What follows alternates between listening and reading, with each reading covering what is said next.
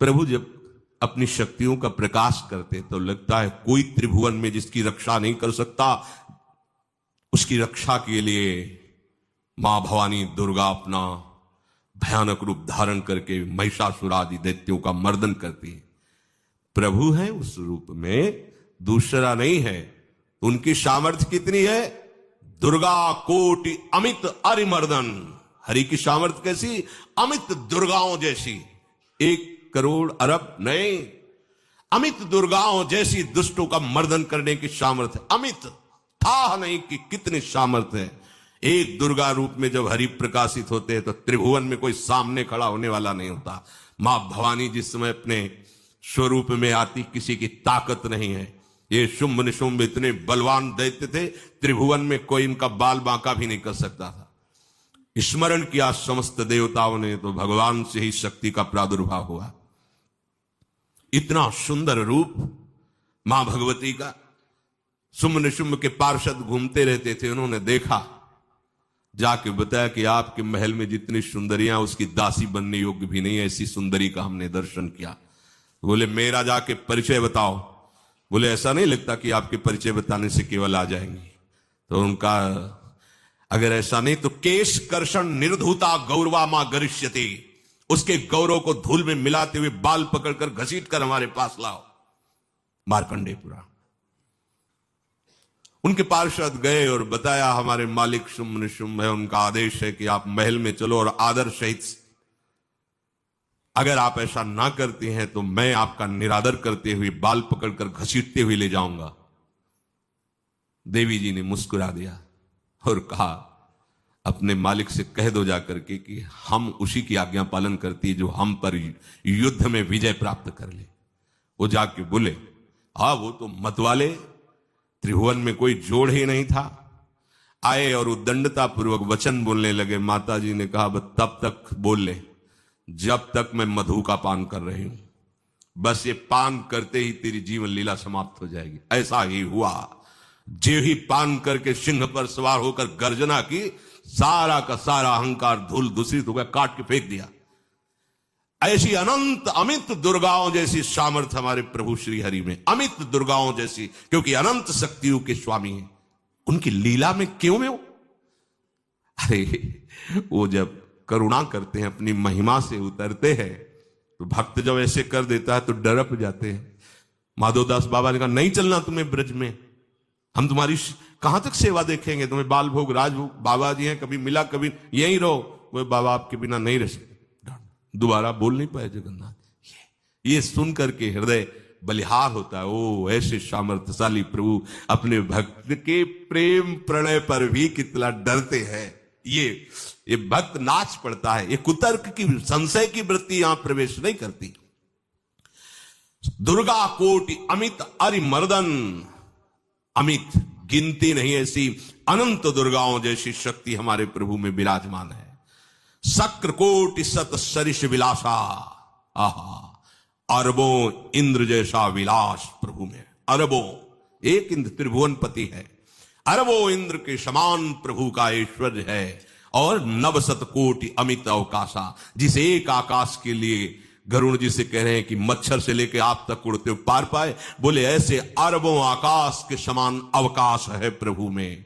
मरुत कोटि सत विपुल बल, रवि सत कोटि प्रकाश, शशि सत कोटि सुशीतल, समन सकल भव त्रास।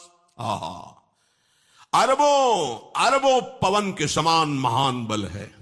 अगर त्रिभुवन में कोई बल है तो पवन में बल है, वायु बल। बड़े बलवान देवता, बल में इनके समान कोई नहीं। इन्हीं के अंश से प्रकट होते पवन पुत्र हनुमान, और इन्हीं के अंश से प्रकट होते पवन पुत्र भीम।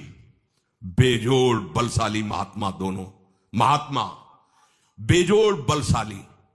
जेगिर चरण दे हनुमंता, चले उसगा पाताल तुरंता। जिमि अमोघ रघुपति कर बाना, ये ही भांति चले हनु। किलकार दे तो राक्षसियों के गर्भ गिर जाते थे। ऐसे महान बली हनुमान जी। और भीम का क्या कहला है? जब ये देव पुष्प उड़ करके आया और द्रौपदी जी को दिया गया, तो द्रौपदी जी ने कहा इसका जोड़ होना चाहिए इस पुष्प का। सबसे कहा पर किसी ने नहीं सुना। भीम ने कहा कहीं भी मिलेगा मैं इससे लाएंगे। ऋषियों ने समझाया कि आगे मत बढ़ो, ये यक्षों की भूमि है, युद्ध हो जाएगा और तुम्हें तैयारी करनी है हस्तिनापुर के लिए, और तुम इधर, वो सब दिव्य हैं, पवन पुत्र हैं, किसकी मां ने अपने वेग को बढ़ाया। तो महाभारत में पढ़ के देख लो, इनके चलने के वेग से वृक्ष उखड़ उखड़ कर गिर रहे थे।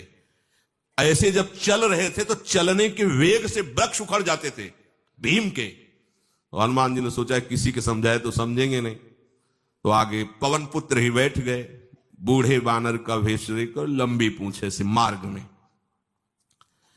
मर्यादा है, किसी पशु को भी नहीं लांघना चाहिए। विवेकवान उपासक ऐसा नहीं कि कोई सो रहा है पशु भी आप उसे लांघ जाए, ऐसा नहीं है। जो विवेक है, जो मर्यादा है, वैसे किसी सोते हुए को लांघना नहीं चाहिए। उन्होंने कहा है वृद्ध बानर ये अपनी पूंछ हटा ले और मार्ग दे दे, इस समय मैं विशेष कार्य के लिए जा रहा हूं। तो उनका जब कह दिया है वृद्ध, तो आप समझ ही रहे होगे कि वृद्ध में क्या ताकत होती है। अब मेरी ताकत पूंछ हटाने की नहीं रह गई है, आपने तो वृद्ध ही कह दिया है, तो आप समझ रहे हो ना, आप पूंछ हटा लीजिए।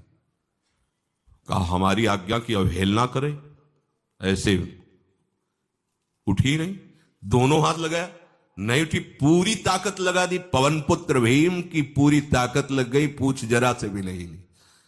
हाथ जोड़ के खड़े बोले हम समझ गए हमारे बड़े भ्राता आप हनुमान जी हैं, क्योंकि ऐसा कोई बानर सृष्टि में पैदा नहीं हुआ कि मैं उसकी पूंछ ला हिला सकूं, मैं समझ गया। तो मुस्कुराए और बैठ के बोले हमारी आज्ञा मानो, इस मार्ग में मत जाओ, ये देव मार्ग है, ऐसे ऐसे सिद्ध है कि आपका अपराध बन जाएगा, आप शाप से युक्त हो जाएंगे, इसलिए मैं आपको मना। बोले प्रभु जब आप कृपा करके आए हो तो हमें वो रूप दिखा दो जो लंका में आपने रूप दिखाया। बोले मत उस बात की चर्चा करो, रहने दो। बोले प्रभु एक बार देखना चाहता हूं कि मेरा बड़ा भाई कितना बलवान है। हनुमान जी ने कहा फिर देख लो।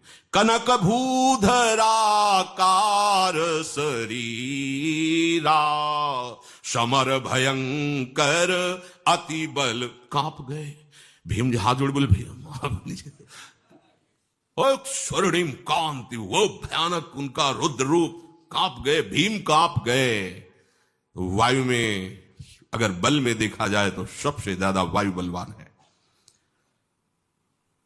भगवान कैसे है? मरुत कोट सत विपुल बल, अरबों वायु जैसी महान ताकत हमारे प्रभु में है, संशय नहीं।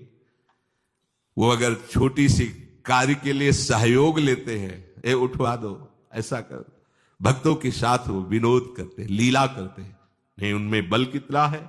ऐसे पवन पुत्र हनुमान जिनके चरणों को ऐसे गोद में लिए रहते हैं। एक उपनिषद में चरित्र आता है कि असुरों पर विजय प्राप्त करने के कारण देवताओं को गर्व हो गया और सभा में नृत्य गान चल रहा था।